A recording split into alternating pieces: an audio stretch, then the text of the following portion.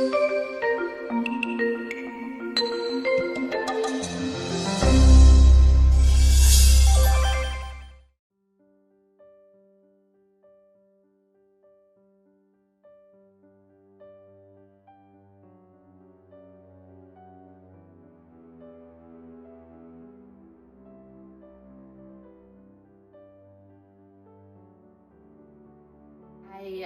had a missed miscarriage, so it was my second one in less than 3 months, and there was no heartbeat. So the baby was completely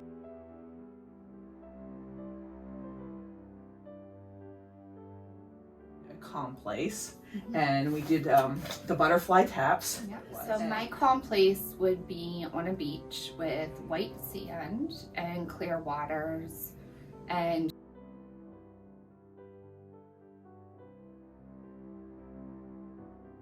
named it Serenity. yes.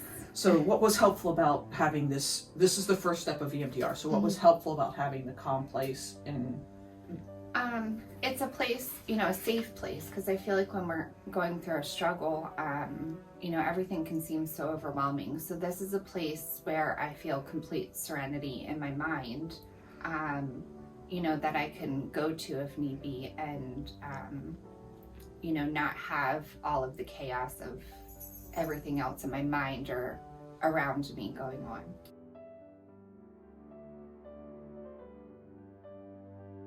And you identified what you wanted to work on. When I wasn't able to successfully carry the baby, it made me feel like I wasn't worthy, I was worthless. And it gave me very negative feelings about myself. Right.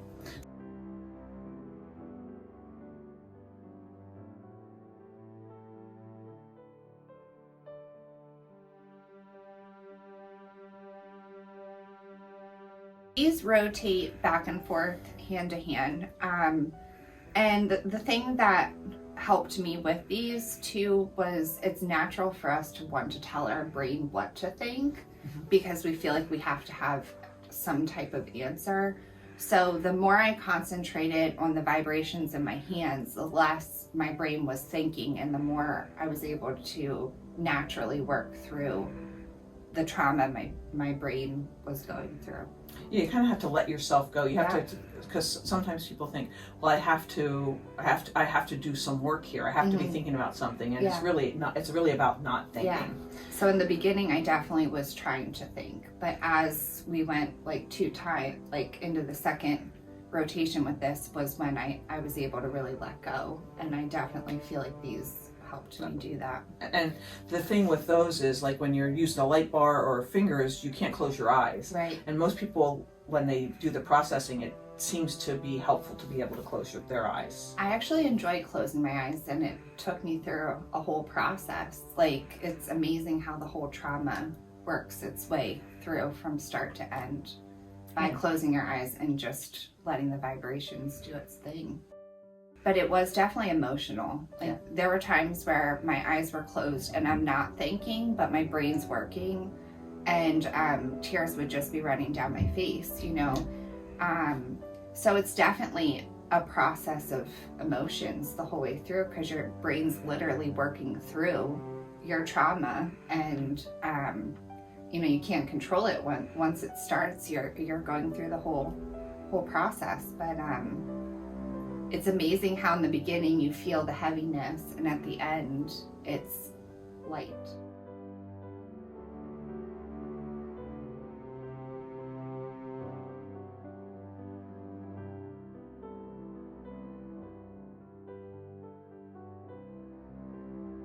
And the idea is that you're on a train, and you go on into the processing for about 35 seconds, really, and then you come to the first stop.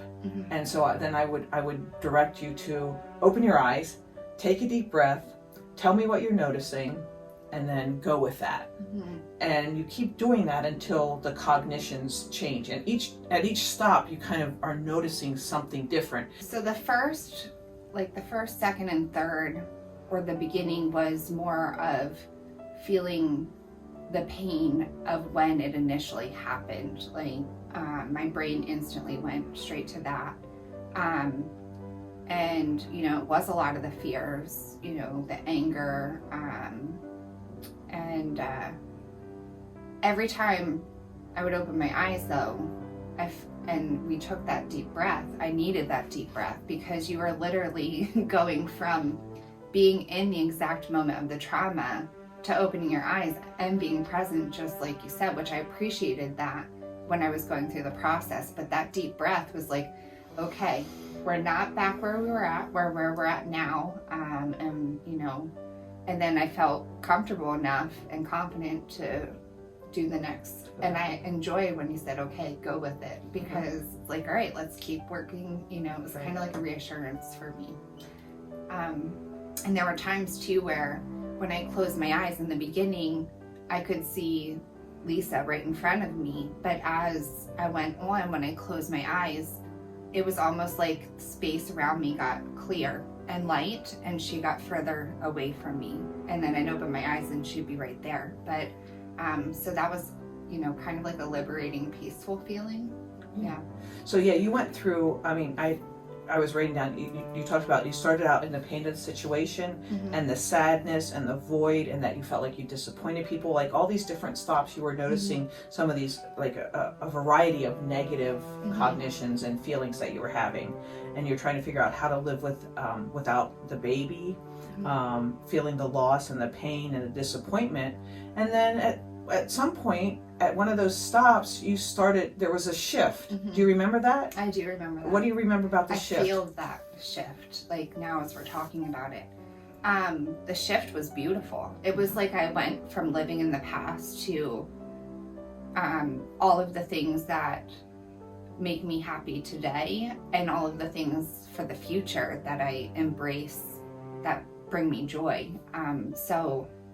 And that's actually, like, working through the pain part was hard, but I didn't actually cry until I reached the shift where I felt happiness. Like, it was like instantly, just like that, this weight was taken off of me, and it was a beautiful feeling. And I was crying, but I wasn't crying because I was sad. I was crying because, this is, my future is going to be happy.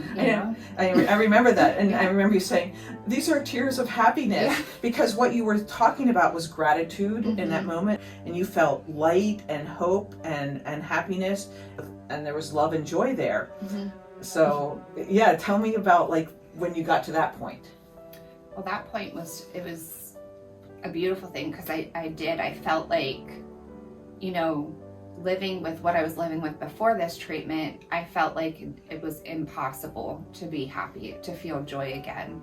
And the word overcome came to me, and I felt it, like it was powerful, like I'm overcoming this. So it's not just about overcoming what the hurdles may be for the future, but I've overcome, like I've made it through this trauma, and there's days ahead filled with joy and love and happiness. No matter what the outcome may be, I'm okay with that. So after we did the bilateral stimulation and the processing phase, the desensitization, that was the desensitization stage that you were talking about. We did the installation, which is the installation of the positive cognition that you had. And the question that I asked is, do the words "I am worthy" fit, or is there another statement you feel is more suitable? And that's when you came up with overcome. And the feeling was the worthy. It was light, it was peaceful, it was powerful. I mean, it was, I truly, without a negative thought in my mind, felt like I have overcome. I felt extremely peaceful when I left. I felt calm for the first time. My whole body felt relaxed, lighter. It made me realize exactly how much I was carrying around prior to this treatment.